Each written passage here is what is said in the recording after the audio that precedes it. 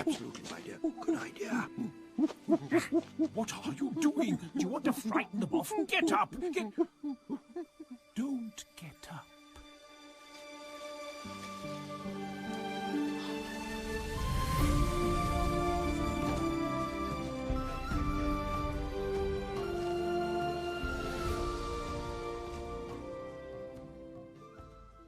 Despite her limited training, Goodall not only revolutionized the way we perceive chimpanzees by revealing their human characteristics like tool-making and complex family lifestyle, but her significant presence in science broke the boundaries for women in a male-dominated field. Jane Goodall was born in London, England on April 3, 1934. Her parents were Mortimer Herbert Morris Goodall, a car racing businessman, and Vane Morris Goodall, a novelist. Jane loved the outdoors. Jane's interest in animals began to kindle at the age of 1. She was given a lifelike stuffed chimpanzee doll named Jubilee by her father, and the rest was history. Jane's childhood was considerably odd by other people's standards. She used to bring earthworms into her bed, draw animals and insects all over her letters, even waited in a hen house for 4 hours at night to see how an egg hatches. Jane always had support from her mother. She encouraged her to pursue her passion for animals. Jane's mind was set to going to Africa at the age of 8. She quotes, "I was born that way. When I was 2 years old, I once took worms to bed with me. My mother was wonderful. She found them. Instead of saying, 'Yuck, how disgusting,' and throwing them out, she said, 'Jane, if you leave them there, they'll die. They need the damp earth.'" Unfortunately, Goodall's parents divorced. When she graduated from secondary school, they couldn't afford to send her to college. So Jane would go on to secretarial school and work between waitressing and a secretary job at Oxford University. But Jane's dream was not as far gone as she thought. In 1957, Jane found herself in Marabi, Kenya when visiting a friend and took up another secretary job. While in Africa, Goodall set out to meet world-renowned anthropologist Louis Leakey during one of his excavations. Coincidentally, Leakey was on the look for inexperienced but passionate individuals to take on his next mission, studying chimpanzees in the wild. Jane Goodall quotes, "I heard about him and went to see him. He asked me all kinds of questions and was clearly impressed with my knowledge of African animals and offered me a job as his secretary assistant.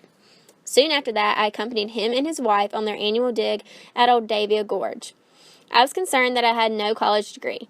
In his eyes, this was a plus. He wanted a person whose mind was uncluttered by scientific theory." After getting to know Jane, Leakey decided to test out another one of his beliefs, that a woman's patience and care would be much more useful in a field of chimpanzees than a man's. Unfortunately, also due to her gender, Jane struggled to earn respect as a scientist from her fellow male peers, who seemed only interested in a romantic affiliation. Even Louis Leakey, a happily married man, was guilty to it. However, these pursuits did not steer her. Jane quotes, "My situation here is really getting more and more tricky every day. Old Louis is infantile in his infatuation and is suggesting the most impossible things. I have absolutely no intention of getting involved with him in the ways he suggests." And with that, Jane began her career as a primatologist. 1960, Miss Jane Goodall arrives in Tanzania. Her discoveries here will startle the scientific world, lead to the possible redefinition of the word man. In 1960, 26-year-old Jane Goodall was sent to the Gombe Stream Chimpanzee Preserve on Lake Tanganyika. The 20 to 30 square mile area was home to nearly 150 chimpanzees. There, Goodall experienced trouble in her first few months, both from discouragement from the chimps' aversions as well as malaria. However, gradually over her first year, she bounced back in her health and started implementing unconventional techniques never heard of in science. She not only baited the chimps with bananas, but she gave them names instead of ID numbers and interacted with them as if she was their own kind. Because of her tactics, Jane was able to befriend the chimps easily and could now get up close and personal for her research, which was far from unsuccessful. One day during her study, Jane found that chimps ate meat, contrary to their previous vegetarian classification, but that was only the beginning of her research. Most notably was her first discovery of tools among the chimps. She saw how they would choose twigs and blades of grass, shape them to their liking, and proceed to use them for scooping out termites in mounds. This was considered the first instance of non-human tool making and tool use. For years, man had been seen as the tool makers, but Jane Goodall had begun to redefine man. Her preceding research saw even more similarities between us and the species we shared a common ancestor with 6 million years ago. She found them engaging in not only close family relations, compassion, and playfulness, but also jealousy, fear, and brutality revolving around food, sex, and territory. During her first few years in Gombe, Jane Goodall revolutionized primatology, a feat many male and experienced scientists were still striving for. In 1962, Jane became the 9th person to be accepted to the Cambridge University PhD program without an undergraduate degree due to her work with the chimpanzees. She would graduate 3 years later with a PhD in ethnology, the study of animal behavior. During her time at Cambridge, Jane married a Dutch photographer, Hugh Levin Lequit, after meeting him for a National Geographic cover. Together they wrote children's books and had a son that would go by the name of Grub. They divorced 10 years later.